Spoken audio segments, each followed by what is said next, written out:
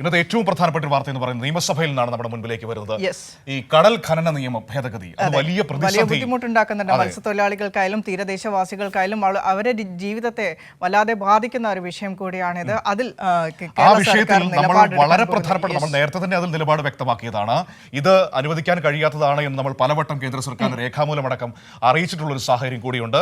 പക്ഷേ അതിനെതിരെ പലതരത്തിലുള്ള പ്രചരണങ്ങൾ മാധ്യമങ്ങളുടെ ഭാഗത്തുനിന്നും പ്രതിപക്ഷത്തിന്റെ ഭാഗത്തുനിന്നും വരുന്നൊരു പശ്ചാത്തലം കൂടിയുണ്ട്. ഈ ഘട്ടത്തിൽ നിയമസഭയിൽ ഇന്ന് സംസ്ഥാനം പ്രമേയം പാസ്സാക്കാൻ വേണ്ടി പോവുകയാണ്. കാരണം അത് സഭാ ഡോക്യുമെന്റ് ആവും. അതെ, അത് മുഖ്യമന്ത്രി പ്രമേയം നിയമസഭയിൽ അവതരിപ്പിക്കുമെന്നതാണ് ഏറ്റവും പ്രധാനപ്പെട്ട കാര്യം. ഈ നിയമ ഭേദഗതി അതിന്റെ തുടർ നടപടികൾ ഉപേക്ഷിക്കണമെന്നാണ് പ്രമേയത്തിൽ ആവശ്യപ്പെടുന്നത്. വിജിനാണ് സഭയുടെ വിവരങ്ങളുമായി നമ്മളോടൊപ്പം ചേരാൻ വേണ്ടി പോകുന്നത്. നോക്കാം എങ്ങനെയാണ് സംസ്ഥാനം ആ വിഷയത്തെ കൈകാര്യം ചെയ്തുകൊണ്ടിരിക്കുന്നതെന്ന്. വിജിൻ, നിയമസഭയിൽ ഇന്ന് പ്രമേയം അവതരിപ്പിക്കാൻ വേണ്ടി പോവുകയാണ് സംസ്ഥാനം. മൈക്ക് ഓൺ ചെയ്യുന്നുള്ള സമയം കൊടുക്കും. കേട്ടോ കേൾക്കുന്നുണ്ട്, പറയാനുള്ള സമയം കൊടുക്കും. മൈക്ക് ഓൺ ചെയ്തു വരണം. ഇന്ന് നമ്മൾ സഭയിൽ പ്രമേയം അവതരിപ്പിക്കാൻ വേണ്ടി പോവുകയാണ്. സംസ്ഥാനത്തിന്റെ ശക്തമായ എതിർപ്പ് ഈ കടൽ മണൽ ഖനനം നമ്മുടെ മത്സ്യത്തൊഴിലാളികളുടെ ജീവിത മേഖലയെ ബാധിക്കും.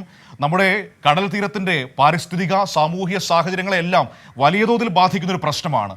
സംസ്ഥാനം അതിനെതിരെ ശക്തമായ നിലപാട് നേരത്തെ സ്വീകരിച്ചതാണ്. ഇന്ന് സഭയിലേക്ക് വരുമ്പോൾ ഒറ്റക്കെട്ടായി നമ്മുടെ നിലപാട് നമ്മൾ ഇന്ന് പ്രകടിപ്പിക്കാൻ പോവുകയാണോ?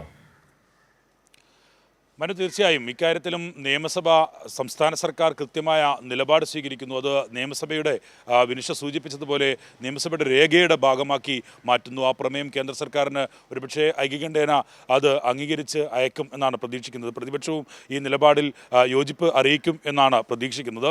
എന്തായാലും ചട്ടം 118 പ്രകാരമാണ് മുഖ്യമന്ത്രി ഇന്ന് നിയമസഭയിൽ ഈ പ്രമേയം അവതരിപ്പിക്കുക. ശക്തമായ പ്രതിഷേധം കേരളം കണ്ടതാണ്. CITUവിൻ്റെയും ഒപ്പം തന്നെ മറ്റ് സംഘടനകളുടെയും ഒക്കെ സംയുക്തമായിട്ടുള്ള ഒരു സമരം ഹർത്താലൊക്കെ നടന്നിരുന്നു കഴിഞ്ഞ ദിവസം. എന്തായാലും ഈ വിഷയത്തിൽ സംസ്ഥാന സർക്കാരിൻ്റെ നിലപാട് നേരത്തെ തന്നെ സംസ്ഥാനം കേന്ദ്രത്തെ അറിയിച്ചതാണ്. വീണ്ടും അക്കാര്യത്തിലുള്ള ആശങ്ക, ഇത് ഈ നിലപാടിൽ നിന്ന് കേന്ദ്ര സർക്കാർ പിന്മാറണം എന്ന് വ്യക്തമാക്കുന്ന പ്രമേയമാണ് അവതരിപ്പിക്കാൻ പോകുന്നത്. അങ്ങനെ നിയമസഭയിൽ ഒരു പ്രധാന കേരളത്തിൻ്റെ പ്രശ്നം കൂടി അവതരിപ്പിക്കപ്പെടുന്നു എന്നുള്ളത് തന്നെയാണ് ഇന്നത്തെ പ്രത്യേകത. ഒപ്പം തന്നെ ധനവിനിയോഗ ബില്ലിന്മേലുള്ള ചർച്ച ഇന്നും തുടരും. ഇന്നലെ നമ്മൾ നേരത്തെ വാർത്തയിൽ സൂചിപ്പിച്ചതുപോലെ ഇന്നൊരു പക്ഷേ അടിയന്തര പ്രമേയമായി അവതരിപ്പിക്കുന്ന വിഷയം അത് ചർച്ചയ്ക്കെടുക്കുമോ മറ്റേതെങ്കിലും തരത്തിലുള്ള വിഷയമായിരിക്കുമോ എന്ന കാര്യത്തിൽ ഉള്ള വ്യക്തത അല്പസമയത്തിനകം വരികയുള്ളൂ. എന്തായാലും റാഗിങ്ങുമായി ബന്ധപ്പെട്ട കോട്ടയത്തെ റാഗിങ്ങുമായി ബന്ധപ്പെട്ട വിഷയങ്ങൾ ഉൾപ്പെടെ ഇന്ന് ചർച്ചയ്ക്ക് വരും നിയമസഭയിൽ. എന്തായാലും ആ വിഷയത്തിലും സംസ്ഥാന സർക്കാർ നിലവിൽ തന്നെ തീരുമാനിച്ചിരിക്കുന്നത് റാഗിംഗ് തടയാൻ ഉൾപ്പെടെയുള്ള നടപടികൾ കൈക്കൊള്ളും, കൂടുതൽ ശക്തമാക്കും എന്നുള്ള നടപടികൾ ഒക്കെയാണ് സംസ്ഥാന സർക്കാർ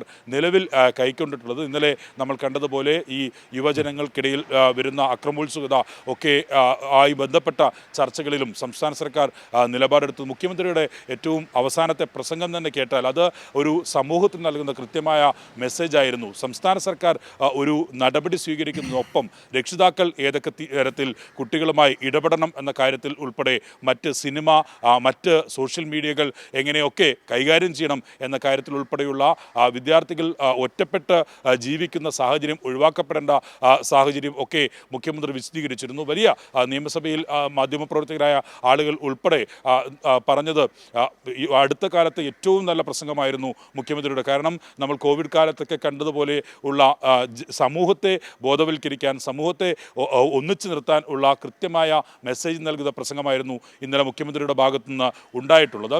എന്തായാലും അതുപോലെ തന്നെ ഈ റാഗിംഗ് വിഷയത്തിലുള്ള നടപടികൾ ഉൾപ്പെടെ സംസ്ഥാന സർക്കാർ ഇക്കാര്യത്തിൽ വിശദീകരിക്കും എന്നാണ് പ്രതീക്ഷിക്കുന്നത്. എന്തായാലും ധനവിനിയോഗ ബില്ലിന്മേലുള്ള ചർച്ചയാണ് നിലവിൽ നടക്കാനുള്ളത്. ഇന്നലെ സ്വകാര്യ സർവകലാശാല ബില്ലും ഒപ്പം തന്നെ സർവകലാശാല ഭേദഗതി ബില്ലും ഉൾപ്പെടെ ഇന്നലെ ഡോക്ടർ ആർ ബിന്ദു അവതരിപ്പിച്ചിരുന്നു.